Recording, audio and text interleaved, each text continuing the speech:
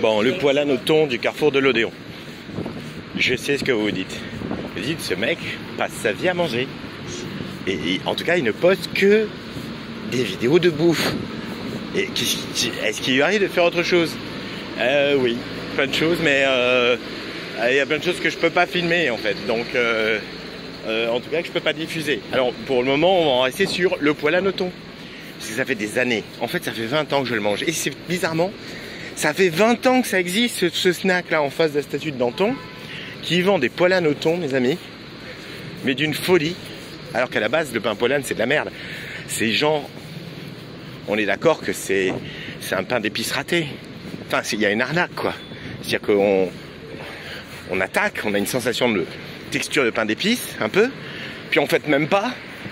Puis il y a un goût comme ça, on ne sait pas si c'est sucré, on ne sait pas, tiens, on va bouffer ça près de l'école de médecine. Parce que c'est quand même une bouffe saine, quoi. Alors par contre, je vois pas du tout comment je vais faire en tenant mon téléphone pour ce reportage trépidant sur... Merde. Alors déjà, on va faire ça. Alors voilà. Alors bon. Il a un préservatif, le poilane. C'est... Allez, on va y aller un peu à l'arrache. Et alors, ce qu'il y a de bien dans ce poilane, je vous montre. C'est qu'à l'intérieur, d'abord, ils les font tous les jours. Ah! Et à l'intérieur, il y a un mélange d'œufs, de thon, de... Enfin, je veux dire... c'est pas de l'arnaque. C'est pas de l'arnaque. Alors attention, je promets pas mon émerveil. Ça sera pas le Pérou de la gastronomie. Mais j'en ai goûté plein d'autres ailleurs, c'est de la merde. Celui-là, c'en est un vrai, quoi. En fait, c'est dur de trouver des trucs vrais, quoi. Le vrai croissant au beurre, il faut galérer même à Paris pour en trouver un, quoi. Je sais pas. Il y a... Ben voilà, il y a des simulacres de partout. Il y a des copies, Et donc, quand on connaît comme ça une sorte de point original, de point source... Alors bon, là, je parle, mais je bave, j'ai trop faim. Attendez, il faut quand même que je l'attaque. Oh.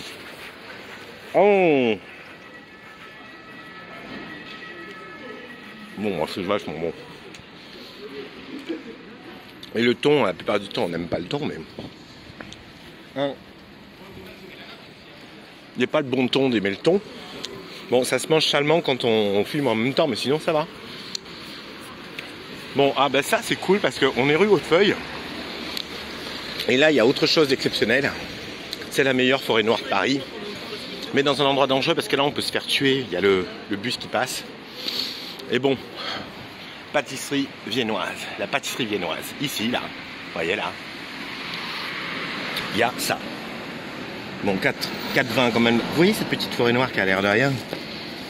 Je sais pas comment vous dire. Alors là, pour le coup, on est sur du 19-20. Et pareil, ça fait 20 ans qu'ils sont là. En fait, techniquement, je suis en train de réaliser que ça fait pas 20 ans, ça fait presque 30 ans qu'ils sont là. Bon,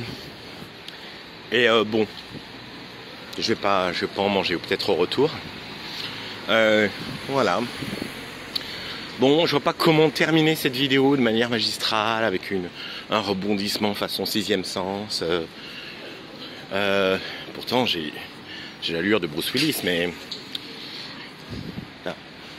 Donc, je vois vraiment pas, quoi. Ah, Sarah Bernard. Voilà. Alors là, ici, il y a Sarah Bernard. On sait encore la fac. Moi, je me demande quelquefois, je me dis... qu'est-ce qu'elle penserait si elle voyait qu'elle a une plaque, Sarah Bernard? Elle serait contente, je crois. C'était un peu... Enfin, je sais pas. Pour moi, c'était... J'ai l'image, j'en sais rien, sa vie, la vraie Sarah Bernard. Mais j'ai l'image un peu d'une pauvre fille, quand même. Je sais pas. Mais bon, à la base, je sais pas. Ça m'a rendu triste, sa bio. Bon, voilà. Ça n'a rien à voir avec le pain poilane. Si elle avait mangé un sandwich au thon, un poilane thon, du snack de l'Odéon, eh ben, elle aurait et une forêt noire de la pâtisserie viennoise. Bah, sa vie en utilité transfigurée. Elle aurait peut-être pas de plaque sur... Ah, c'est pas mal ce qu'ils ont fait dans le jardin de Cluny. Disons que c'est pas... Ils n'ont pas réussi à le détruire à le massacrer. Et ça, c'est déjà une victoire en fait. C'est déjà, bon, pour eux c'est raté. Mais pour nous, du coup, c'est... quand je dis eux, je parle des architectes qui supportent pas en fait de se faire entuber par tout ce qui a été construit dans les siècles précédents. Vous voyez le genre, si on rasait la rue de Rivoli, ceux qui trouvent le moindre prétexte valable pour détruire un immeuble haussmannien. Ah. Administration pénitentiaire. Et ben c'est dans ce fourgon sont emportés au loin, en prison, tous les mauvais sandwichs pain poilane de Paris. Voilà, enfin, l'État fait quelque chose. Et c'est là-dessus que je vais finir. Nous pouvons être fiers de notre pays, fiers de notre Constitution.